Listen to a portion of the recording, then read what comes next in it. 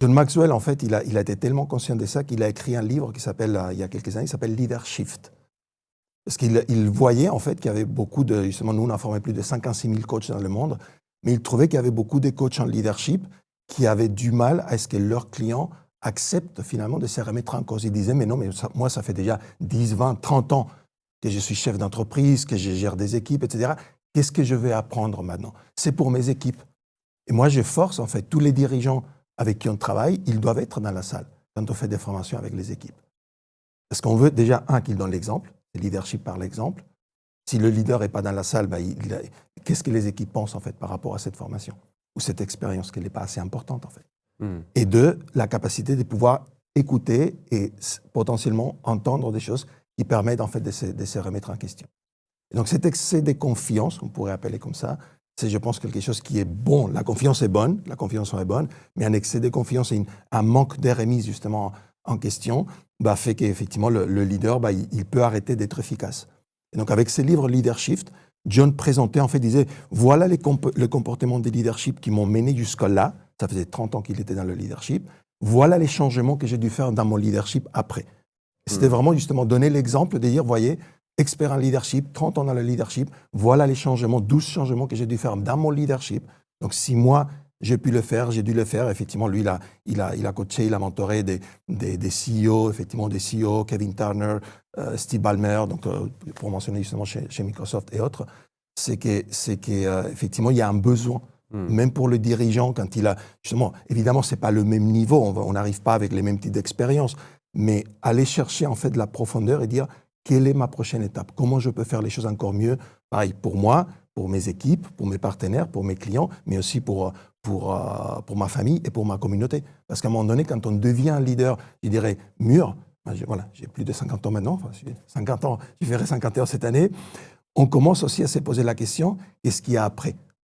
Et voilà, et j'entendais justement, on était à la soirée de ton film, justement, Levels, cette semaine dernière, et tu parles aussi d'un héritage. Tu vois, cet héritage, aujourd'hui, c'est intéressant parce qu'on vous voit, les jeunes, vous intéresser à cette notion d'héritage de plus en plus tôt, parce que vous accomplissez aussi des choses de plus en plus tôt. Tu vois, moi, je fais partie de la génération où j'ai étudié l'ingénierie, j'ai fait 5 ans d'ingénierie, après j'ai démarré cette carrière de 20 ans dans les entreprises, et ce n'est que très longtemps après que j'ai décidé que je voulais faire autre chose. Et à un moment donné, on arrive et on se dit, mais qu'est-ce qu'on peut faire d'autre? Tu vois, cet héritage, en fait, qu'on veut laisser, on ne peut pas le laisser si on n'est pas capable de se remettre en question et de faire les choses différemment. Tu parlais tout à l'heure de 12 changements de leadership qui ont été opérés. Tu peux en citer quelques-uns, quelques exemples qui pourraient inspirer celles et ceux qui nous écoutent? Oui, absolument. Il y a une notion, par exemple, c'est John Maxwell, il appelle passer d'être un musicien solo à être en fait un chef d'orchestre. Et on retrouve beaucoup de chefs d'entreprise qui ont du mal en fait à lâcher prise, à lâcher les choses. Et je pense que c'est l'une des choses que probablement tu vois avec tes coachs, avec les entrepreneurs.com, c'est qu'il y a beaucoup en fait de chefs d'entreprise qui parce qu'ils ont commencé, parce qu'ils savent faire, parce qu'ils pensent en fait et on pense, ça m'est arrivé moi aussi, pourquoi j'ai dit, c'est qu'ils vont avoir du mal à le faire, qu'il n'y a que moi qui sais faire. Et c'est vrai, quand on parle de comment on délègue, on dit, il faut que tu fasses uniquement les choses qu'il n'y a que toi qui peux faire, et tu délègues le reste.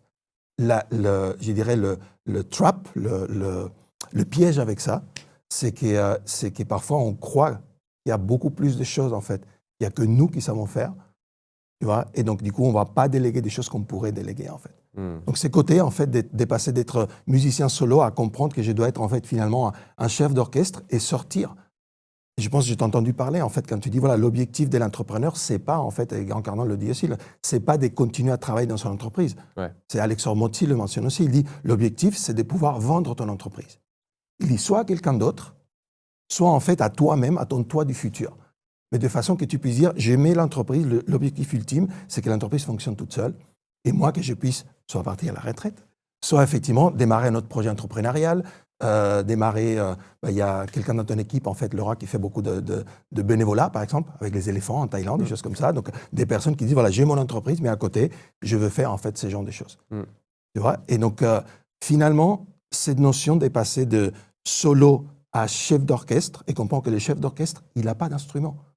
Tu vois? C'est même pas j'ai fait des choses qu'il n'y a que moi qui peux faire. C'est que ces choses que tu peux faire, ce n'est pas des choses dans le business. Ouais. Tu vois, c'est des choses au-dessus, en fait. Complètement. Et justement, la plupart des gens qui nous écoutent commencent à constituer une équipe ou ont déjà une équipe, 2, 3, 4, 5 personnes. Oui. Et souvent, quand tu te lances dans la délégation, tu vas avoir tendance à être un petit peu, on va dire, un chef. Un petit chef, tu vas donner tes ordres, etc. Tu vas pas savoir comment gérer tout ça. Comment tu passes de chef à leader? C'est vraiment ce switch identitaire qui fait que tu vas devenir inspirant, tu vas pouvoir driver tes équipes, leur permettre de révéler leur potentiel, prendre en autonomie, apporter plus, et derrière, tu vas pouvoir créer des leaders. Donc si déjà tu n'incarnes pas le leader que tu peux être, tu auras la difficulté à permettre aux autres de l'incarner également à leur tour. Absolument. Comment on passe de chef à leader?